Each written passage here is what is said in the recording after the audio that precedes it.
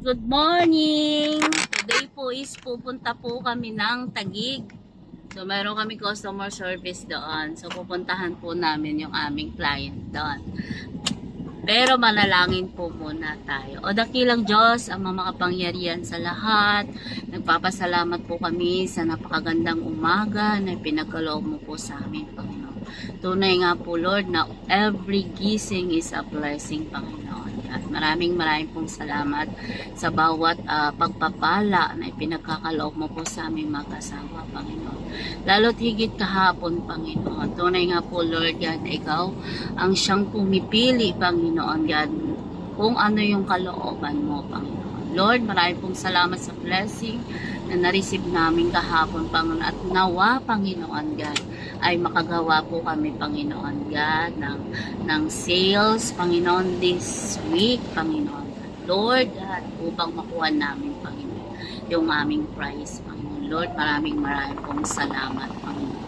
Sa iyo po, Lord God, pinagkakatiwala, Panginoon. Alam ko, Panginoon God, na pagpapalain mo ang lahat ng gawa ng aming mga kamay, Panginoon. Sa iyo namin, Lord God, ito ay pinagkakatiwala at inaangkin namin, Panginoon God, ang katugunan mo sa pangalan ni Jesus, God.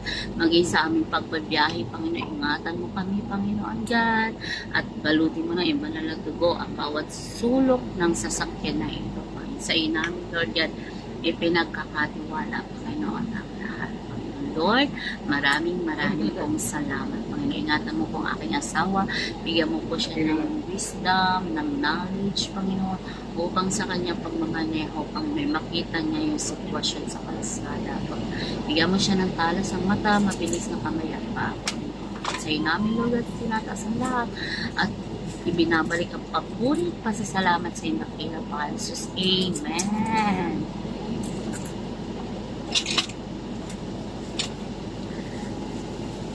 Sobrang saya ko, guys. Yan. Kasi nga po kahapon, sa meeting namin, nabunot namin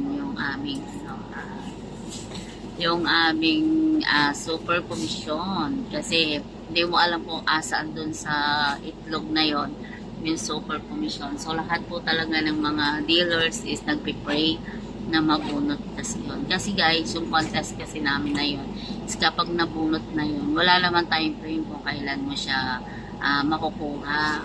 Basta gawin mo lang yung trabaho mo at darating din yung time na makukuha mo yung reward mo. Kaya thanks God kasi although pinag-pray ko talaga, sobrang sumasagot talaga si God sa ating mga panalangin. Kaya thank you, Lord.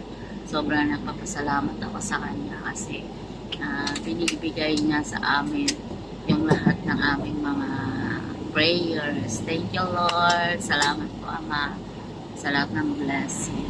Yan, nakakaganang magtrabaho. Yan. So, see you guys. Pupunta muna po kami sa aming client. Yan, sa Taguig. So, tatry ulit natin ang pahingi ng mga appointment para makasali ulit kami this week sa contest. Thank you, Lord. God bless you all. Hello guys! Breakfast po tayo. So, ngayon po is kakain po kami. Meron kami po baon. Ito po yung nilagang itlog at pritong isda. Meron din kami pritong egg. Ayan po yung aming ulam. So, pritong egg. Ha? Kaya ka naman. So, ito po yung kanin. So, nagugutom na kasi yung asawa ko kaya kakain na po kami. Tayo po ay magpilinakinan dyan sa mga kapangyarihan sa lahat. Nagpapasalamat po kami sa pagkain na nasa harapan. Makasmasa mo ito at pakalinisin ng inuman ng ating Panginoon. Lord, yan, maraming po salamat sa bawat biyaya, Panginoon. Nawa po palpagsipikalus at pinupasan namin sa kinakatawan. Salamat, Ama, sa iyo na pagkinanas natin kami. Salamat. Nabi naman sa Amen. Kasi lang kung tsara. Hindi na bubuhos niya. Iyan ang wala.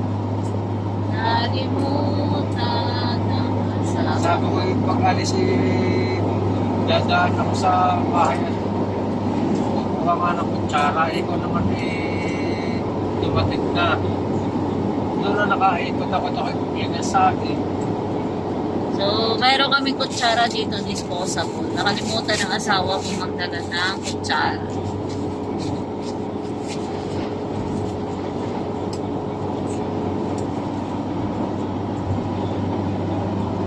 Ako nakakakaita ako ng totoo.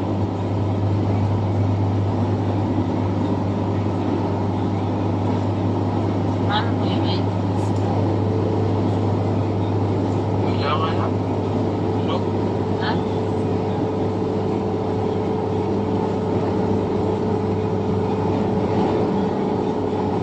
Pinakamay ng aking mata. Sa akin po ay itlog.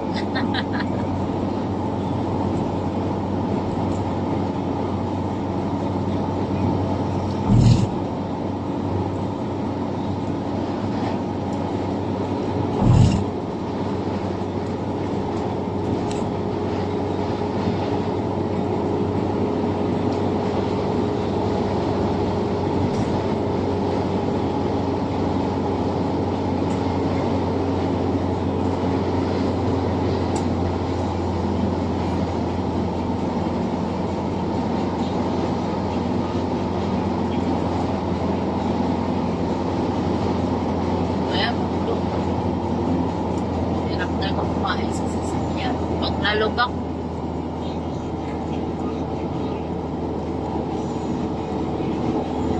tayo guys, kumain na po ba kayo?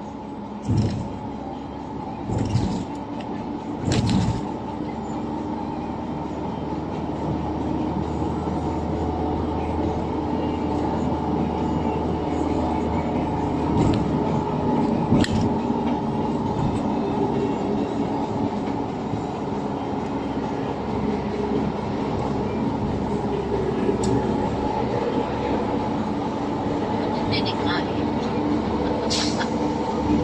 Malutong ba? Ha? Hindi ka dito niya? Pag-prito kain pati tinik.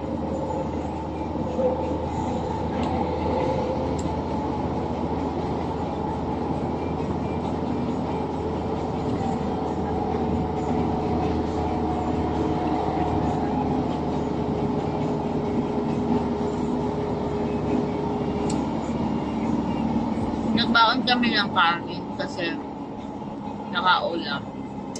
Yung pupuntahan namin kasi mahirap ang parking doon sa Taguig. Malayo pa din. Tsaka mahal ang parking. 50 pesos siya per hour ba?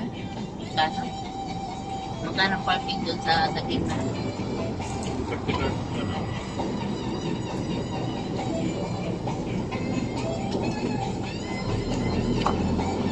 50 pesos for first 3 hour.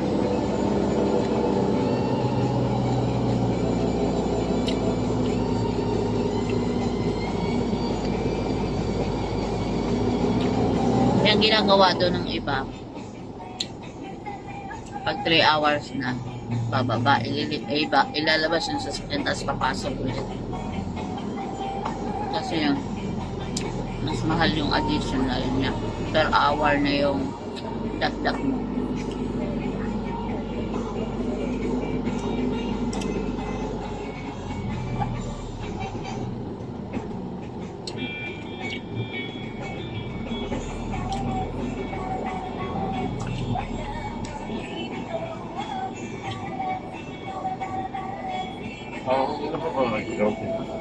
Gusto mo yung itlog na prito?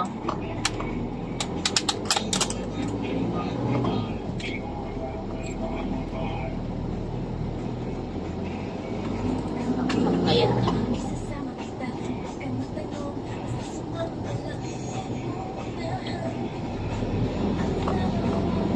Gusto daw niya yung prito pinito.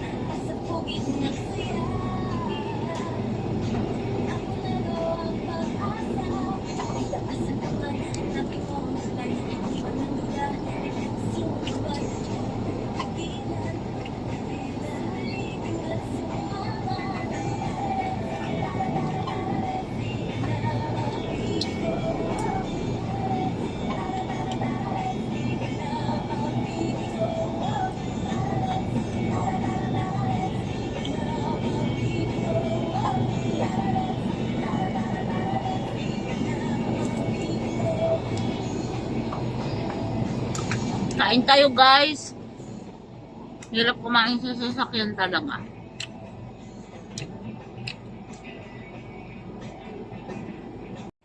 At yan guys, pagkatapos po ng aming customer service sa Taguig, so kaya pala niya ako pinapunta doon. So meron pala siyang gusto na kaibigan na ibigay na linis. So hindi kami nakapag-demo kasi wala yung may-ari ng kondo. So ang ginawa na lang is pinalinisan. Ang kasama namin dyan ay driver. So, dahil yung condo na yan ay 3 years na walang nakatira, so, wala naman siyang gamit sa loob ng bahay. So, ang concern ng client is yung mga blinds, mga cortina, mga salamin. So, ang ginawa naming mag-asawa dyan, tinanggap na lang namin yung cleaning. So, pinaglinis namin siya ng condo. Yan. So, inumpisahan ko mag-rainbow. Na inuna ko yung mga blinds, yung mga salamin para malinis po yung buong condo niya. Balo sa Taguig yan, medyo malayo siya doon sa aking client. Yan, actually po parang foreigner yung may-ari niya. Yan, so sabi sa akin ng kliyente ko, baka pwedeng humingi siya ng favor sa akin. And then yun, sabi ko, sige ma'am, dahil wala naman kaming appointment at ikaw lang yung appointment namin. So, pwede ko naman pong gawin yun. So, on the spot, nakakuha kami ng cleaning ng asawa ko. So, pinaglinis namin siya ng mga cortina, salamin. So, pinakuha ko yung asawa ko dyan ng sabon. Ang layo ng parking namin, nasa basement 4. So, habang naghihintay ako sa kanya para kumuha ng sabon, ako muna yung nag-rainbow. Pagkatapos niyang kumuha ng sabon, siya na yung nagtuloy. Actually, siya lahat ang nag-rainbow ng buong kondo. Ako, ang ginawa ko, dahil sobrang itim nung mga bintana, yung mga hindi siya kakayanin ng rainbow lang. Parang ang dumi kasi ng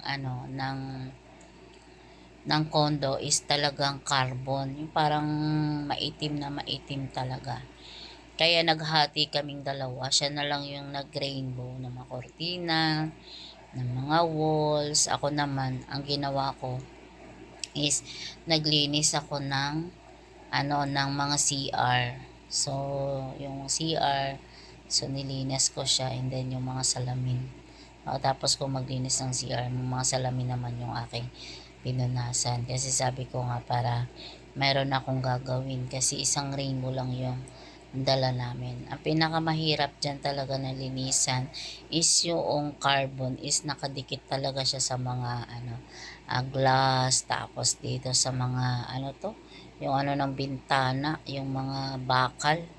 Yan, hindi siya, pag kinuskos mo siya ng rainbow, dumidikit yung yung brush. Kaya hindi siya pwedeng i-rainbow lang talaga ang gagamitin. Kaya nag-decide na lang ako, sabi ko sa asawa ko na siya na lang yung mag-rainbow at ako na lang yung magpupunas. Yan, natapos naman sa awa naman ni God, natapos namin yung aming ginawang cleaning. So, thankful ako kay God kasi binayaran kami ng customer at may sobra yung bayad niya. Yan, hindi naman kasi ako naniningil ng mahal sa aking mga customer kasi nga dahil client ko na sila. Pero sila yung nag-insist at nagbigay sa amin ng extra. Kaya sobrang thankful ako kay God kasi nga nagkaroon kami ng trabaho ngayong araw na to. Yan, hindi inaasahan na magkakaroon kami ng extra linis. Yan, kasi ang hinihingi ko sa aking client, extra demo. Ay binigyan niya nga ako ng extra demo, extra na pupuntahan. Kaya lang, wala naman yung client doon, yung driver lang yung naiwan doon. Kaya sabi niya sa akin, ate, ito yung gusto ni ma'am, ganito, ganyan. Ay di ang ginawa namin, nilinis na lang namin yung buong condo niya. Ayan, and then yun, tapos namin maglinis, kasabay na rin namin umalis yung driver. Yan. So guys, siguro ilang kwarto din yung nilinis namin na yan. Yan. Pero wala silang gamit sa loob. Kasi ang plan pala nila is ibenta yung pinakabahay, pinaka-condo. Kaya kailangang ipalinis kasi para pag may wrong buyer is malinis na yung pinaka-condo niya. Kaya ang ginawa namin talaga dyan is talaga general cleaning. So punas talaga kasi hindi kayang kunin ng rainbow lang yung mga nakadikit na mga carbon kagaya ng mga usok. Alam mo guys, ang tubig sobra yung basahan natin is talagang itim na itim siya, hindi yung talagang dust lang talaga, as in nakadikit talaga yung mga carbon sa mga glass at saka sa mga dito sa mga ng ating mga pasamano. Alam niyo yung mga pasamano na yan, nakailang balik ako dyan sa pagpunas para lang malinisan. So yan guys, sobrang dami naming habang naglilinis ako ng salamin, nakita ko tong view dito sa Taguig, dun sa condo na aming nililinisan. Grabe, ang ganda ng view. Yan guys. So, kitang-kita mo yung buong BGC. Andito ako sa 26th floor. Yan, so mapapansin nyo guys, yung mga building sobrang tataas. Yan, so pinupunasan ko kasi yung salamin ng aking client. So nakita ko yung view. Parang bigla akong nalula. Sobrang taas. Yan. So kapag mayroon kang takot sa heights, ay talagang malulula ka dito. Guys, so nakita ko yung swimming pool. Ang ganda. So, pakita ko sa inyo yung swimming pool. Ang ganda. Ang ganda ng tanawin dito. Siguro itong nakikita ko na ito yung golf course dito sa Taguig. Sobrang ganda. Kahit naglilinis ako ng salamin dito, hindi ko naiinda yung pagod. So, ang ginagawa ko kasi pinupunasan ko na lang yung mga salamin. Para yung asawa ko, siya na lang yung nagre-rainbow para hindi naman sayang yung oras. Uy, ang ganda nun. Nakita nyo ba yung globo na yun? So, parang siya, parang mayroon siyang design na hindi ko maintindihan. Nandito po ako guys sa Taguig. So, nakita ko lang habang nagpupunas ako ng salamin. Napakaganda ng view. Kaya parang maraming tumitira dito sa Taguig. Ang ganda ng lugar kapag nandito ka sa taas. Kumbaga, sa view pa lang is ka na, ma-amaze ka na talaga. So, yan guys. Sobrang gandang ng tingnan. Yan na, kahit ang tataas ng building. So, yan po yung aming ginagawa. Yan, pag kami ay mayroong customer na gusto magpalinis sa amin. So, nililinisan ko na rin po. Sayang din naman kaysa wala kaming gagawin. So pag uwi namin, meron na kami pambili na bigas. So yun guys, pinupunasan ko yung mga salamin dito para hanggang sa nakita ko tong lugar na ito. Napakaganda. Kaya guys, maraming salamat. Kahit nilinis ako dito. Ganda sobrang ganda ng lugar. See you later guys. Buhat dyan. Ayan. At ito na yung tubig. O diba guys, sobrang itim. Kaya